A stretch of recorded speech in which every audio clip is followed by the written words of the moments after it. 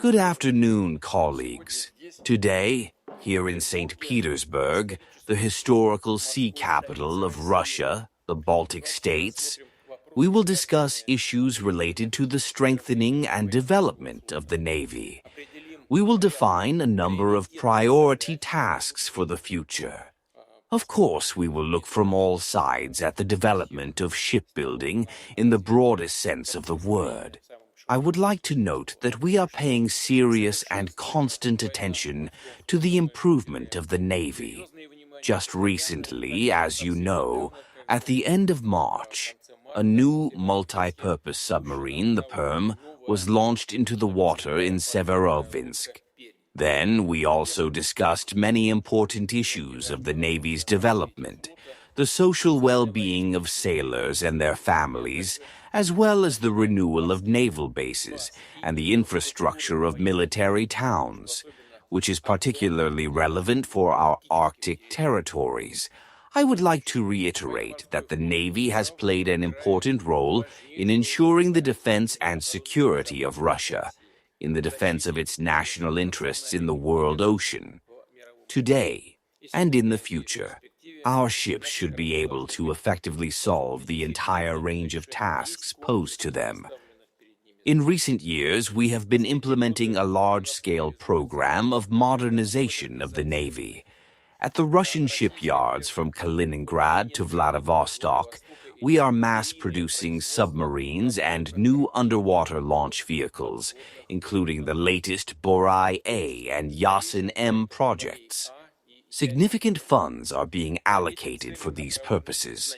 Over the past 5 years, 49 ships of various classes have been built, and from 2020 to 2024, the Navy has 4 strategic Borai-A submarines and 4 multi-purpose Yasin-M submarines. At the same time, it is obvious that the dynamics of the changing world situation, the emergence of new challenges and threats, including in the maritime sector, the rapid technological and digital revolution, the robotization and the widespread introduction of unmanned systems, all require the formation of a new form of war in the Navy.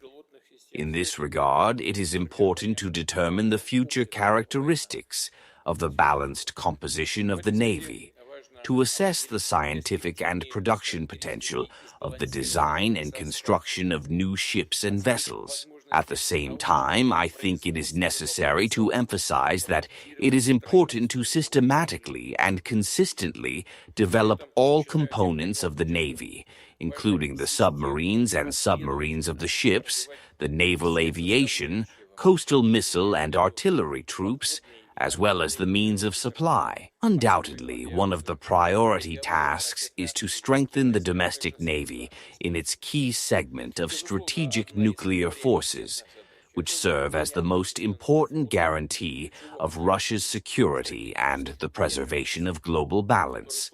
In this regard, I would like to note that the share of modern examples of weapons and equipment in naval strategic nuclear forces is already 100% in Russia. I would like to emphasize that this figure should be maintained in the future. At the same time, we should continue to increase the production of modern ships of various classes. They should be equipped with advanced equipment, including high-precision and hypersonic weapons, be robotic and complex, have new control systems, reconnaissance, communications, radio location, hydroacoustics, and navigation. I have already mentioned the Perm, which was launched on the water on March 27th of this year. It is a multi-purpose submarine. It became the first submarine to be equipped with hypersonic cruise missiles, Zircon.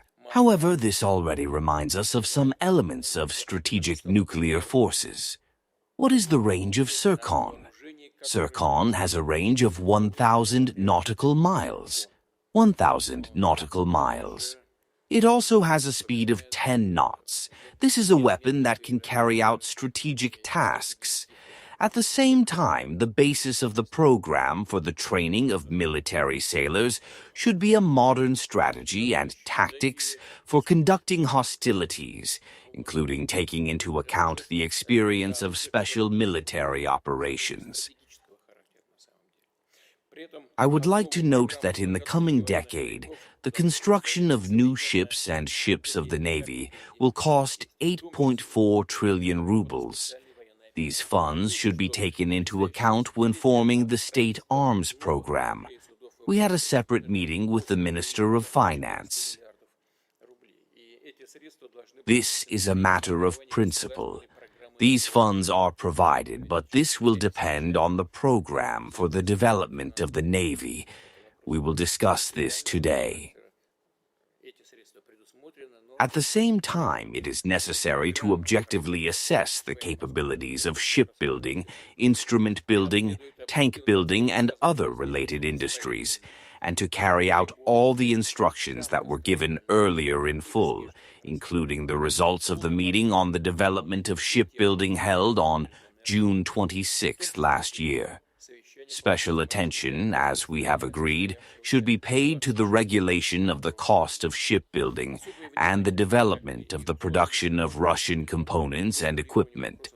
A separate fundamental issue for the qualitative development of the Navy today and in the future is the development and production of domestic unmanned aircraft, air-based, ship-based systems, and naval robotics complexes, as well as mass production of unmanned submarines and submarines.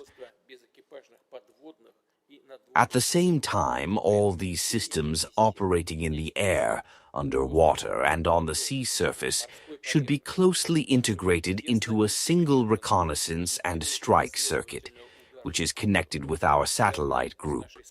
I repeat, such advanced technological solutions, a balanced development of the Navy in all strategic areas, will allow us to effectively address the tasks in the field of security, defense, protection of our interests in the world ocean, and in terms of global geopolitical and technological changes.